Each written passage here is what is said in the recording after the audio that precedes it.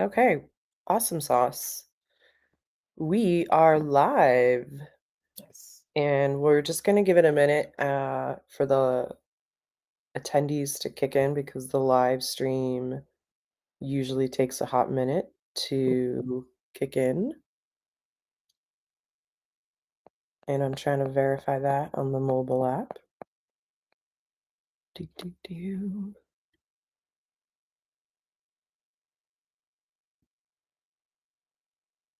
Okay, migrating now.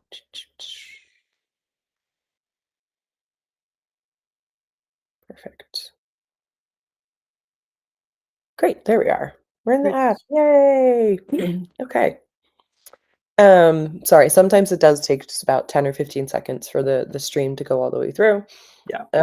But welcome folks to the Netroots Nation virtual session, migrating platforms, building your digital go bag. The challenge is real, and deep thanks to Jelani for being here for this training. Just a few gentle reminders as we get started. If you have any tech challenges or questions, please feel free to drop them in the chat. I'm going to disappear from the screen, but I'm still going to be here to provide support for you all as well as Jelani. If there are questions, please use the Q&A function so that we can kind of keep track of them. It's cool to just drop them in as we go. And then as we get started here, we'll give folks a minute, but please say hi, drop where you're hollering in from and who you are in the chat, and we'll get started in just a minute. And Jelani, I'm going to turn the stage over to you. All right. Thank you so much. Yeah, I will just get started in just a minute, but while folks are filtering in, I'll do an intro of myself. My name is Jelani Drew Davi. I am a senior comms specialist at the Kairos Fellowship, or Kairos Action as RC4. I have been on the team for probably like 5 years now, and I do all things, and we do all things at Kairos: tech justice, tech accountability, um, going after tech bros, and really reaching for the policies that we need so that technology is regulated and people like all the folks who are in here are able to like live a life where tech works for all. So this session, I'm super excited about it. It's based on a resource that we put out earlier this year called the Digital Go Bag. Um, really inspired by how many people who are talking about like actual go bags and like offline go bags. So yeah, I'm gonna share some slides. There will be some resources that will be uploaded to the session afterwards. But I'm gonna go ahead and jump in and yeah, keep dropping where you are and who you are in the chat. I love seeing people from all over the country. And I'm based in Durham, North Carolina. This this is my probably my first time doing a virtual Netroot, so I'm really excited about it. Okay, so to just get on with it, let's pull up these slides. Um, I let's see, one point on my slides. Great. So right now, we're going to talk about packing your digital go bag. I have a couple of different goals for this session. But first, the agenda. We're going to talk about the tech broligarchy. You've probably heard this phrase be thrown around a lot in the past year. And I want to talk about like who they are and like what we're dealing with here, because it has a lot to do with the platforms that we live and organize on. Then we're going to go into avenues for organizing, and that is like first and foremost packing your digital bag, figuring out how to and if you should migrate platforms, and then also like opportunities to really like fight back outside of just moving different platforms. And then I would love to just like leave some space at the end for any questions that y'all have. So if you have questions, please drop them in the Q&A, and then we can get to them as they come up and certainly at the end. So, goals for this session. One is I would love for y'all to walk away with an organizer's understanding of who holds the power both in DC and Silicon Valley. Um, I would love also for y'all to have an understanding of the impact of the tech oligarchy on our pro democracy organizing. And then the third is leaving with a framework for how do you strategically decide when and how to leave the platforms that you are on, building your digital communities, where you're organizing, where you're finding your people. So, three sort of like hefty goals, but I think we can do it. So I want to start with what is an oligarchy? If you know what an oligarchy is, please drop it in the chat. I'll give y'all a second to do that. But before diving into who is in it and who is in the tech oligarchy, yeah, what is an oligarchy?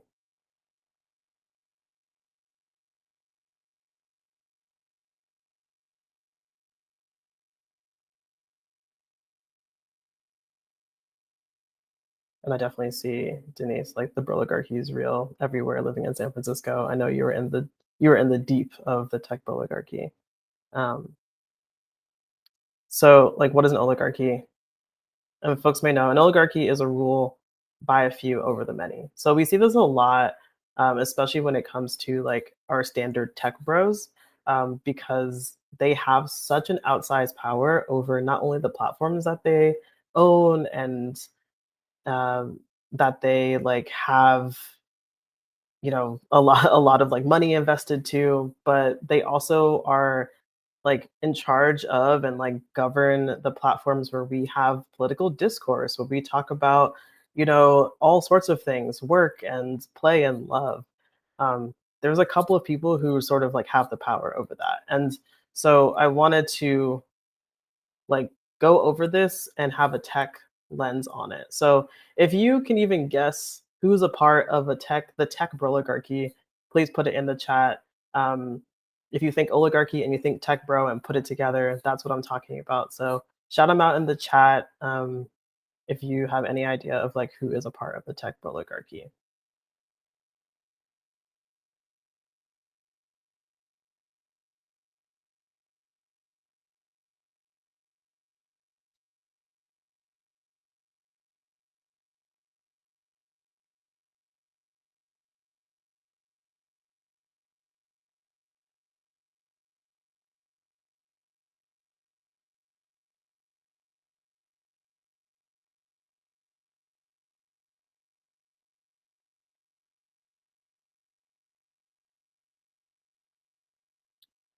Yep, I see Meta from Lillian,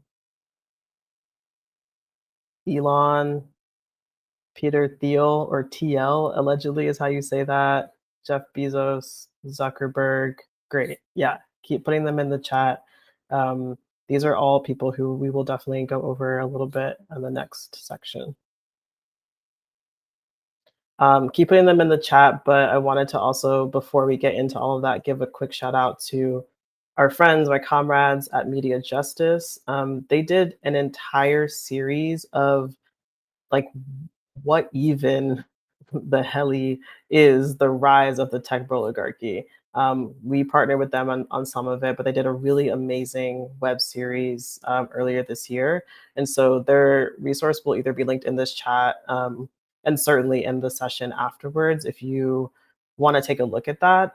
Just wanted to like give flowers where they are due to Media Justice before we get into all of this. So folks who put stuff in the chat, you're definitely right. Meta, which is owned by Zuckerberg, Elon, Jeff Bezos, like Peter Thiel, like all of these people are a part of the tech oligarchy. And I really wanted to start with this image first because this image is actually from Inauguration Day.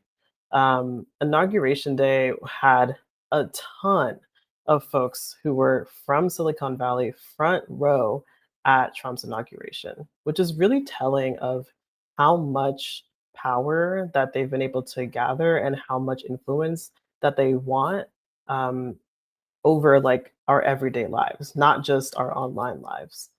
And so you can see in this photo, we've got Priscilla Chan. Mark Zuckerberg, Lauren Sanchez, Jeff Bezos, I think Sundar Pichai, and then Elon Musk, all front row at a DC inauguration. And it's really telling here too, like I was saying. Yeah, and the crypto bros, incredible.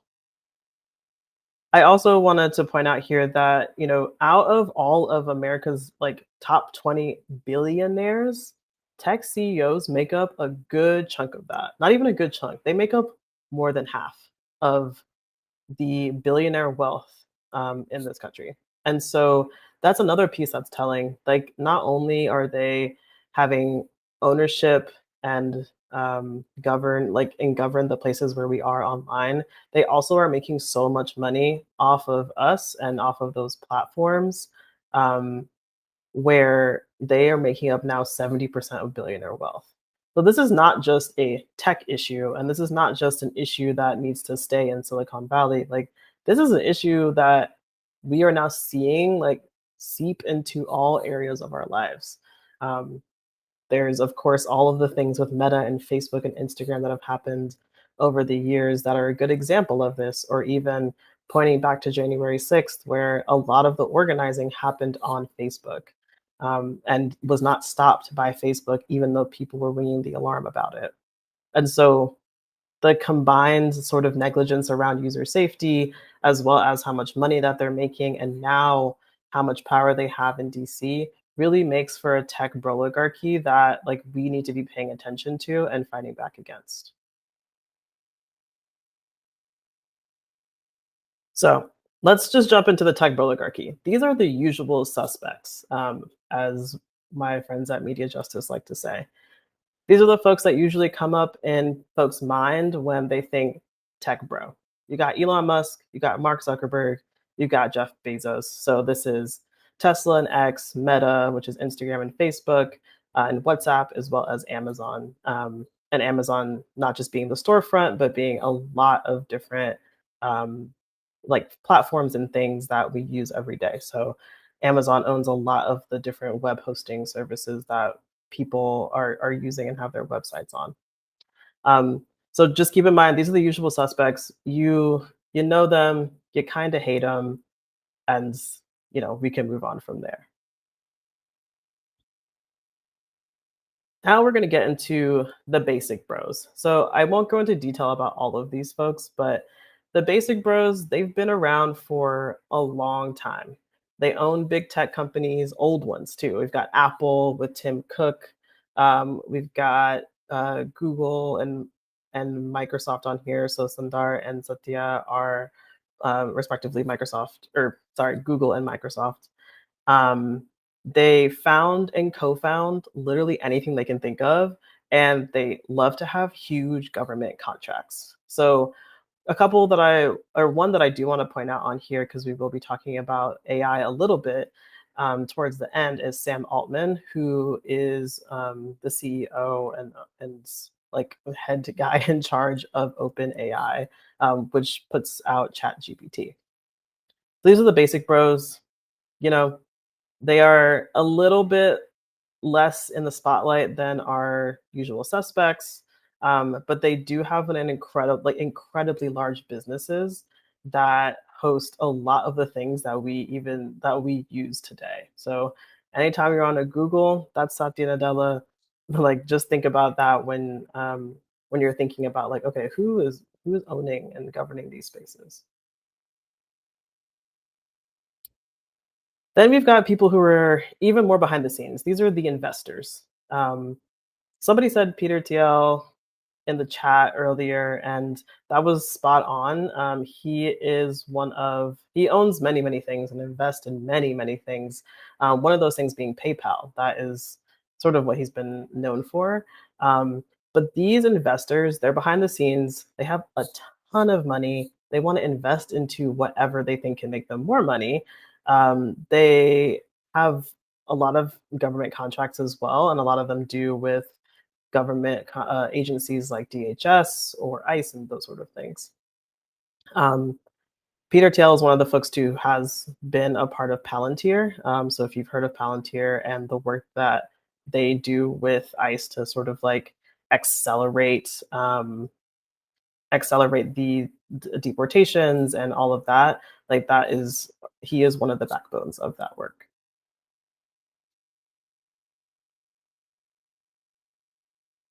Moving on from the investors, we've got the military bro. And like, don't even get me started on Palmer Lucky. Okay. This man, he loves this weird shirt that he wears, these weird types of shirts that he wears like every day, but he also loves like Department of Defense and Department of Homeland Security contracts even more than these like weird pattern button ups that he wears and the weird soul patch situation. Like it is really, really important to like the military bro, to Palmer Lucky, that he is able to like use the technology that he creates, and that he like has for military like government contracts. So this is the military bro. This is like the number one guy. He is one of the people who has started Oracle, which I don't know if y'all have ever worked with like VR headsets, but that is a part of like what he's done in the past. And so that is the tech oligarchy. I went through this kind of quick and not through all of them, but like I said, the media justice resources linked in the chat will be sent to y'all afterwards as well. But these are the folks who make up the tech oligarchy. As you can see, bunch of guys, overwhelmingly white dudes, who have a ton of money, a ton of influence, and will do anything to keep that. And you can also see here that a lot of these people were front row at Trump's inauguration in January as well. But I really want to talk about these guys, okay? These guys are the guys who govern a lot of the places where we live and learn online. So we've got Google, for example. A lot of us use Google Docs to organize, to have your calendars, to send emails for your organizations or just for yourself. We've got Elon Musk, and I think we've all been living through the Elon Musk era this year, so I won't go too deep into it. But when he bought what we was once known as Twitter, it really became more of a cesspool, and became a place where there could just be a free for all, uh, where people just didn't have any sort of guardrails on what they could say, what they could do on the platform. And he really made this sort of like global town square into something where people just didn't want to be anymore. And then we've got Mark Zuckerberg with Meta. So that's Facebook, Instagram, WhatsApp. These are huge, huge communications platforms where he has the ability to make or break elections. And we've seen that before. He has the ability to like stop and start conversation. So if you've even seen ways that people have to talk about quote unquote sensitive topics on Instagram, for example, like that is a really huge, like outsized, and it's like an outside sort of like way to govern on saying that you can't say words like abortion on Instagram, or your content will get shadow banned if you talked about Palestine. So those are the types of things that like Mark Zuckerberg is doing over on Meta and has control over. So these guys, you know, they own a lot of the places where we are trying to be and trying to organize. And it's not going well at all. The state of our digital platforms is grim, okay? Things have not been looking good. Elon Musk, like I said, sort of single-handedly turned X into this place where it's just hate and disinformation. Meta rolled back fact checking earlier this year and protections for communities of color, women, and queer people. And while on the brink of being banned, and I didn't have a picture of this person, but on the brink of being banned, TikTok then vowed to work with Trump to stay operational in the US. So all of this probably has you and definitely had me asking, where do we go online to be safe, especially for organizing? And so in these two examples here, there's been mass user exodus from the world's biggest social platforms. Um, a lot of people are leaving X. or Twitter and going to Blue Sky, for example. And the projections, even now, are like millions and millions of people leaving places to go other places or just simply leaving places. And so, where does that leave us as organizers, as folks who are wanting to use our digital platforms to reach people? It leaves us at a place where we need to be nimble online. And so now that you know who the tech oligarchy is, who is in it, their motives, I just want to talk about one of the avenues where you can focus your organizing efforts at this moment. And like I said, that's staying nimble online. So I want you to ask yourself these questions. If you are deciding to pack your digital bag and leave a place like X for and Meta for Blue Sky, where or places where you have more control, why are you deciding to leave the current platform? Um, there's a lot of good reasons that people have decided to leave a current platform. I mentioned Facebook cutting fact checking and sort of scrubbing policies.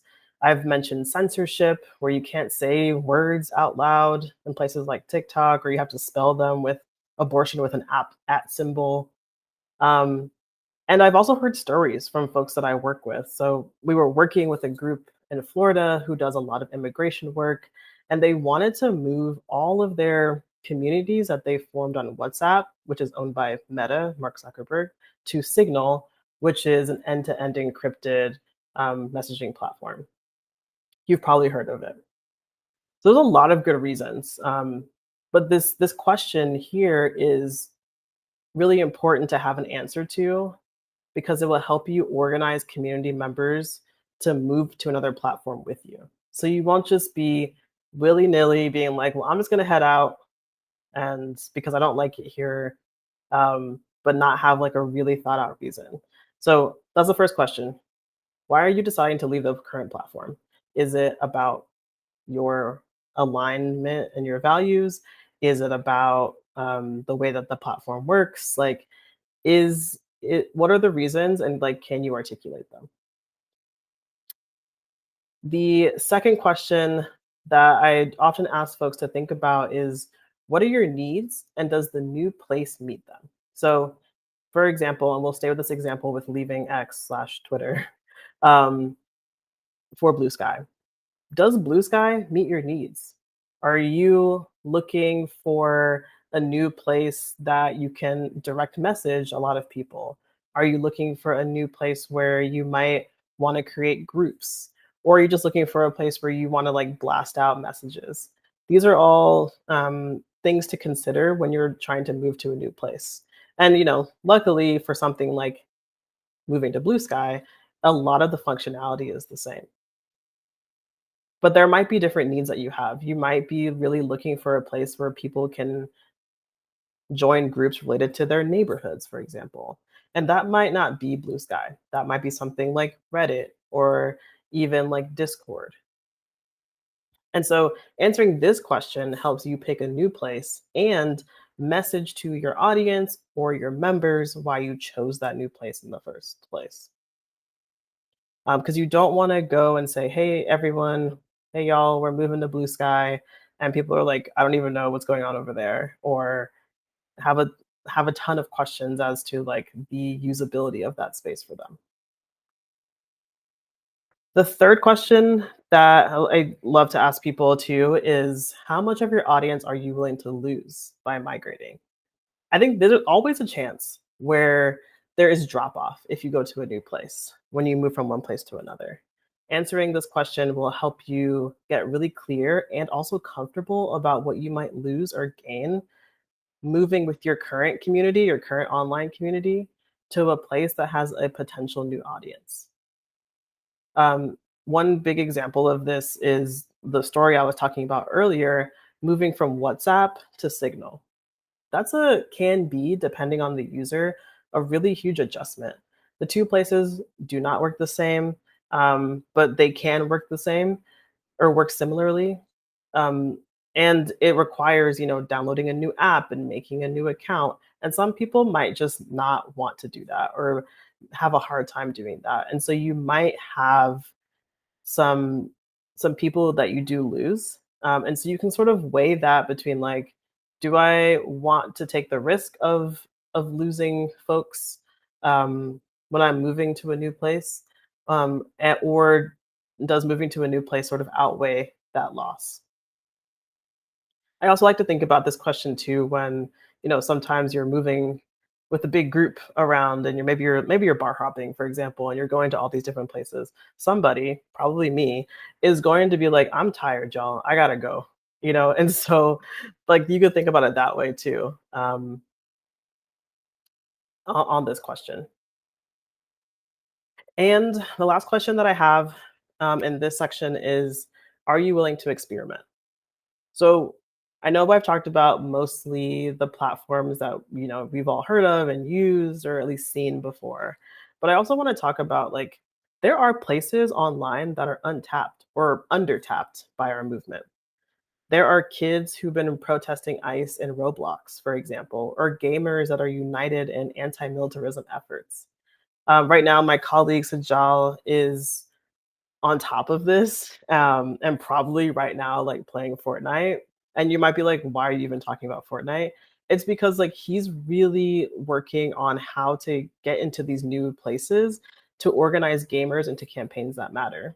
So you might even be looking at moving to, like I said before, Reddit or Discord or a whole new place where you're looking to organize people. So there are experimental things that you can do, and I would encourage everybody to take a look at your audiences and what you want to do, and see if like there are some interesting experimental things that you might do if you're deciding to go to a new online place. So those are the four questions that you'd ask yourself. And so say you're ready. You're ready to go to a new place. You are deciding to leave Facebook, you're deciding to leave Instagram, you're taking your members, your organization elsewhere. This is like the very simplest way that I could put it, as a step-by-step guide. The first step is to decide where you're going based on your assessment. So the questions, which I'll just go back to real quick, these questions are your assessment. So you have decided that you want to go to a different platform. You decided what that platform is. You decided that that platform meets your needs, or like it doesn't matter and you're going to go anyways. You've decided that you're willing to lose a little bit of your audience or a little bit of your members, and that's okay. And you've decided that like maybe it's experimental, but we're going to try anyways. That's your assessment. So you've decided, okay, now I'm going to move to a new online place. Say that place is going to be Reddit. So you decided Reddit. Now that you've determined that you're leaving a digital place and what you need for a new one, you pick Reddit, for example, based on the questions. Or here's another example. Maybe you want to move your organization's social from X to Blue Sky because it meets your needs and aligns with your values. Great. You decided where you're going. And those four questions before were intended to help you get to that decision. The second step is to tell your members. So it's no good use to sort of like decide where you're going and go there and not tell anybody. Um, When you've decided where you're going, this is the most important part. This process will help you organizing your members, your followers, your audience to come with you to the new place. So here's some tips that I usually tell people. The first tip is going to be, most places have a function where you can pin a message to the top of your page, of your feed, about the move, and remind people frequently that you are going to a new place. So one example would be if you wanted to pin a tweet to the top of your page on Twitter that, hey everyone, we're moving to Blue Sky. This is where you can find us. And then every so often you can tell people again by doing a new tweet. So they know where to find you and they can start following you from there. You can do the same if you're trying to close your Instagram and maybe start a Substack. You could do a post on Instagram that's like, and pin it to the top. So that's the first thing that people see about where you're going and why, and then when you'll be going. So those are the things that is one suggestion that I have. I think including info about why and when and where you'll be moving and how to find you there is going to be incredibly helpful, as well as how to set up an account. So if folks on your list, on your follower list, on your audience, your members don't know how to set up a Substack account, for example, you can give them a little how to. That way, if people like are going to your page, the first thing they'll see is where to go because you're moving. Um, if you do like mass updates less frequently, maybe say monthly, then you might want to post a little bit more frequently about this. The second thing under telling your community members is to give folks a timeline and offer a standing time to support them in this transition. So you could say, hey, y'all, we're going to be moving from X to Blue Sky by September 2nd. And this gives people both a heads up and a time where they need to set up a profile in the new place. You can offer a time to help them if you're like doing a type of, maybe it's like a training or a sort of something like that. You can offer a time to help them if they're struggling so they don't feel alone in this like digital migration.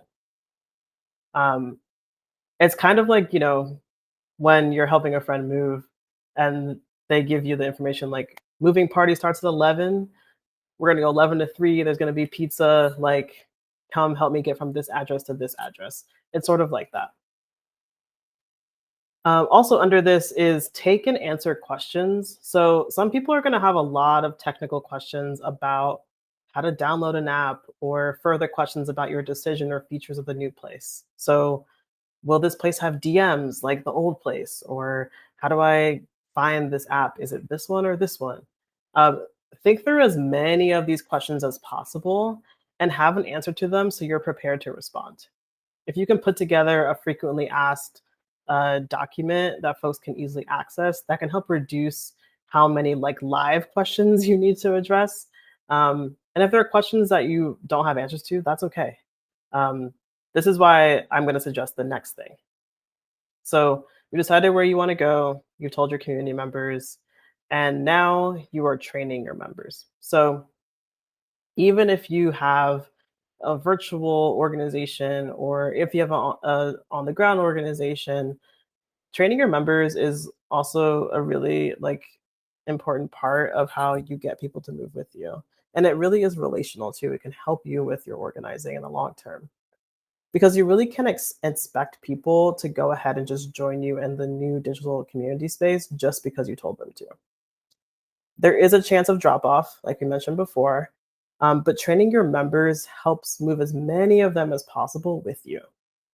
Training can happen as often as it's needed, but they just need to make sure you're hitting the majority of your base.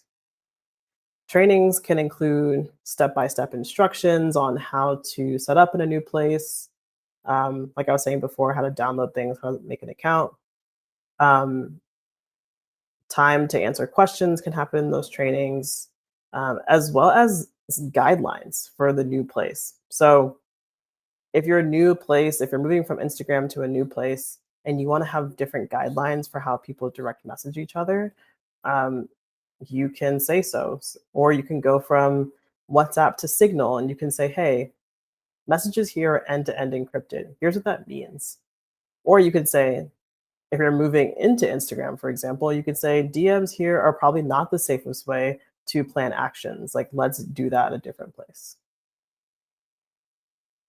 The other two things that I would like to mention under training is online security. One that's like really, it's really important and really helpful for folks to have a way and know to secure their accounts wherever they are. That might seem like a little bit of an aside, but like in training your members on how to be in a new place and why you have them, you might as well be like, and also here's how you can give yourself some more security. That can look like setting up two-factor authentication or using more secure passwords. Those are the most basic, easy things to do when you're signing up for a new social platform. And when there will be a resource with all of this listed in it and links and everything for y'all to take a look at later. And the last thing is in training is having steps to take if folks are leaving the old place. So folks might leave Twitter, or leave Instagram or Facebook or whatever, and they might want to know like how do I download, delete, or archive my data or any other account information. Each platform is highly specific on instructions on how to do this, and I've included some guides in the full guide that y'all see later, but like just know that it's not a one size fits all situation, and there will have to be some tailoring to that information. So that's your step by step guide. And I would just said a lot. And like again, I'll say that I'll drop a link for this after the session to all of this stuff with more detail. But the step by step guide is pretty simple. It's, decide where you're going based on your assessment, tell people that you're going there and when and where and how. And then if you have the ability to train your members, your followers, do that. And that doesn't have to be live training, doesn't have to be a Zoom training, doesn't have to be like this. It could even be here's some posts and tutorials on like how to get to the new place. So that's a step-by-step guide. I wanted to also um, talk about like this go bag, this migrating platforms is not the solution, right? So leaving a place like X does not get rid of the problems or the billionaires. It does not get rid of Elon Musk or Jeff Bezos or Sam Altman. Like those folks we know don't have the best interest in mind for us. And we still have to pay attention to them and find ways to fight the ideology that gets spread on places like X and sometimes Instagram or TikTok, um, all across the internet, right? I would encourage folks, like, even if you're going to leave a place like X, you it doesn't have to mean keeping an account open there, but it does mean that you can't not pay attention. So think about X as like opposition research. Think about it as a place where you can find like what misinformation is being spread about the communities that I work with and how can we combat that. I like to get on my little soapbox about this because I think it's really important that we see the internet as not just a whole host of tools or different social platforms, but really as a place where, you know, it's all connected and also it has like offline impacts. So these are places where we live, where we work, where we play, where we organize that have an offline impact. And so while all the stuff I just went over is incredible information and like a tactic, it is not the solution for the problems that we have. Okay, so I know that was I ran through that a bit quick, but I wanted to leave a good amount of time for folks to ask questions. So if you have questions, please put them in the Q&A, um, and I will answer them. And in the meantime, I will also make sure that this entire digital go bag link is dropped in the chat for y'all.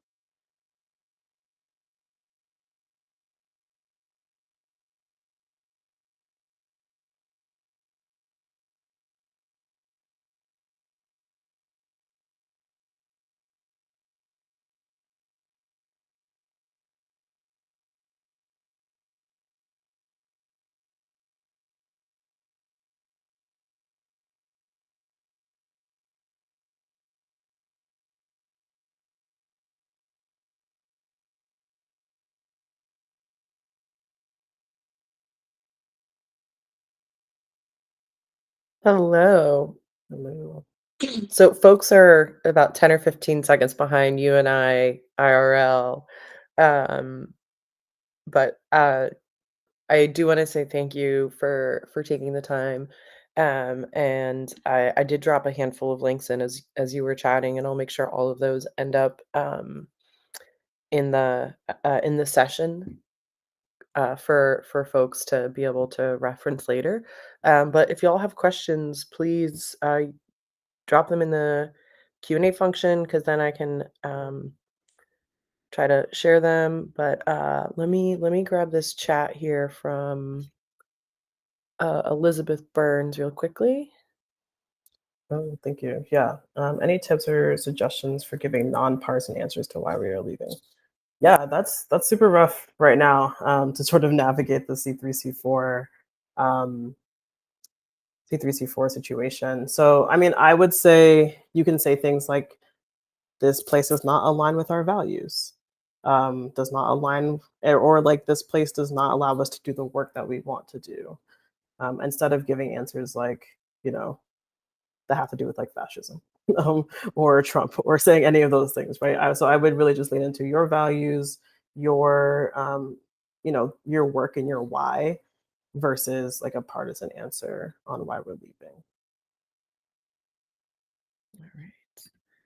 And we have another question here. Um, yes, Telegram cooperate with the federal government.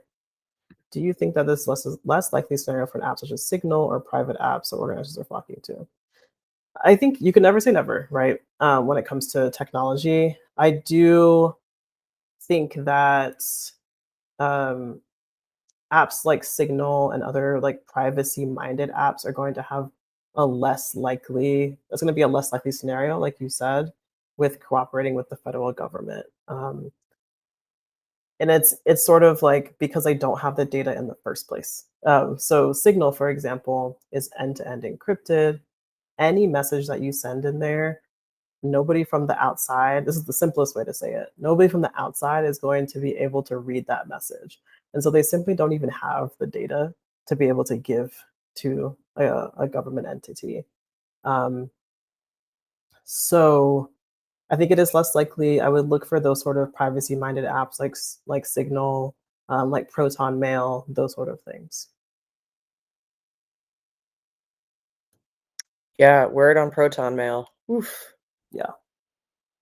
All right, so this is a bit of a two-parter from Sydney. The first is when switching platforms, what are the essentials to bring over with you, like username, etc.? Yeah.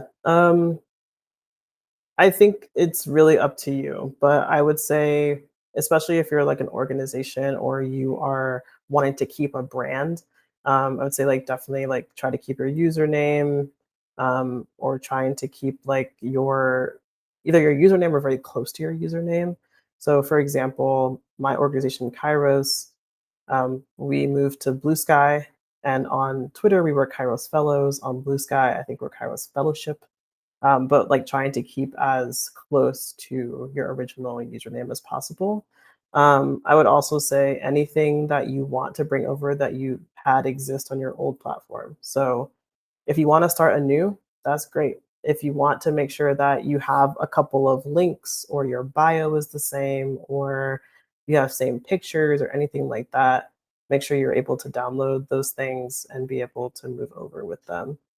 So anything that sort of like creates the who you are online is what I would say would be like essential. All right, another question coming up from Lillian. Okay, yeah, a small org that has taken years to build followers on Facebook and Instagram. I get that. Recommendations on what app is comparable and how long to give folks. So, Facebook and Instagram are definitely hard ones to sort of figure out and leave. I will say that. Um, so, I commend you on even starting to think about this because it can be a headache.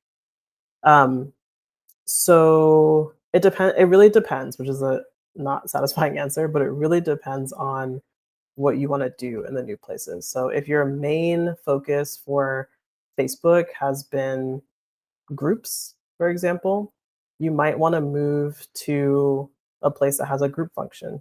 Um, or if you're trying to build just a community where people can talk back to one another and make posts, that could be like Reddit.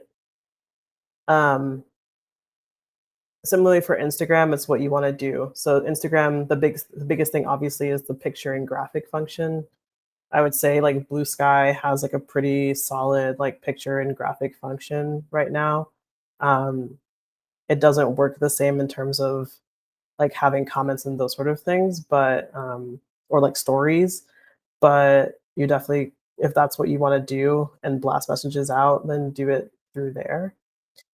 And then your second question, how long to give folks? It depends. That also depends, but I would give folks quite a while. I wouldn't say like in a week we're headed over there. See y'all later. I would give folks a couple of weeks. You could even say something like by the end of the year, this is where we'll be, or the end of the quarter, this is where we'll be. So I'll give folks quite a while to both see the message, understand it, ask questions, as well as really like understand where they're going and be able to do the technical parts of it too. And I just want to add, I think Jelani touched on this a bit, but particularly if you're, a lot of folks have migrated to Blue Sky. And again, like when you're moving with the purpose that Jelani outlined and like within like the values of your org, the people that have also done stuff like migrated to Blue Sky are probably going to be pretty on board with some of your messaging, right? You may Yeah, be able to cultivate some new folks too. yeah, Speaking of definitely. cultivating folks, I'm sorry, Jelani, did you want to say anything? I was just gonna say, yeah, definitely. Like when you move to a values aligned place, like you're gonna be able to find some new folks, and that's really exciting too. And bringing up Evan's question regarding migrating and cultivating folks in new and old places. Yeah, I think it is worthwhile to occasionally post back. So this is a great question, Evan. I think if you, for example, are giving your members a year, 6 months to move over with you, occasionally posting back on those old platforms in order to like grab the folks who just found out about you or just found out about your Instagram, for example, or your Twitter or whatever. I think that's great. I don't think it's a wasted effort. I think it's just gonna be you have to decide when you will stop doing that because it could turn into something where you're just posting like all the time on the old platforms. But I think that's a great addition to the strategy of cultivating new members and moving current members with you. So yeah, that's a great strategy, and I didn't even think of that in the first place. So congrats to you.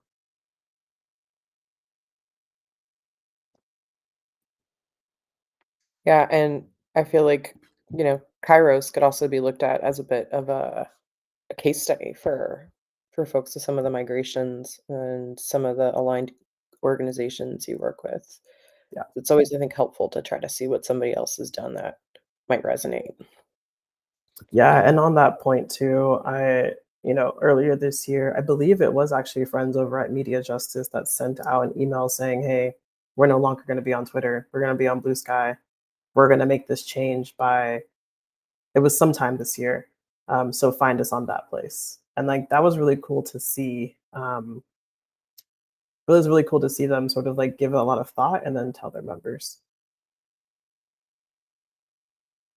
All right, and we have a platform-specific question, I think, Daniel, if you're asking about the, like, microblogging, God, there have been so many blogging sites over the time, Medium now, and Substack. Yeah, Substack is a lot different than Instagram, but does have some similar features. So Substack is going to be, like you said, a microblogging website. So a lot of people send out newsletters through Substack. They have personal essays that they write and have an email list that is on Substack. The other feature that Substack has recently been promoting is, I think they're called notes. And so you can post a note, which is sort of like a tweet, but that note can have anything attached to it. So it can be a picture, it can be a video. I've seen some TikTok style videos on Substack before. And so that's an interesting thing to look at when you're thinking about like where's a place that might have multiple different functions that you might want to experiment with.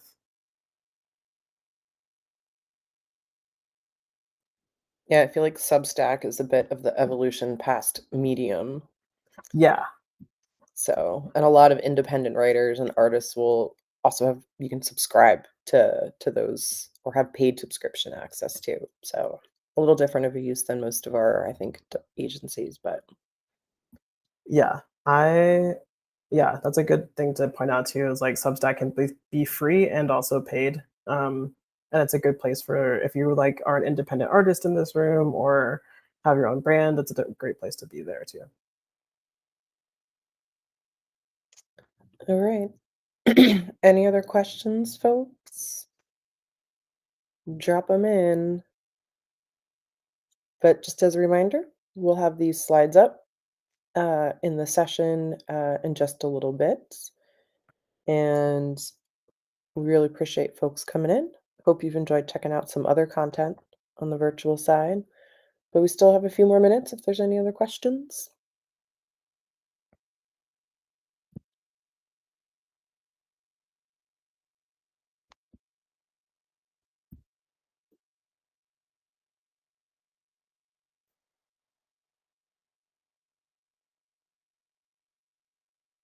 All right, that looks like it's it. Great. um, Appreciate y'all. Thank you. yeah, if there is anything that comes to mind afterwards, feel free to drop a note in the session in the app itself, and we're gonna say toodaloo. And then thank you all for being here. Hope you enjoy the rest of your Netroots experience. Proton Mail, it's an email platform. Yes. Yeah, Daniel just asked about that. We can also put that link in there. It's just a privacy email. Um, it's really terrifying when you figure out how much Google knows about you, what it sells, and then even just what information you give away when you're using a mobile app versus a web platform. Yep. So, Yeah. We should drop that. Definitely drop that in the session as well. Yeah.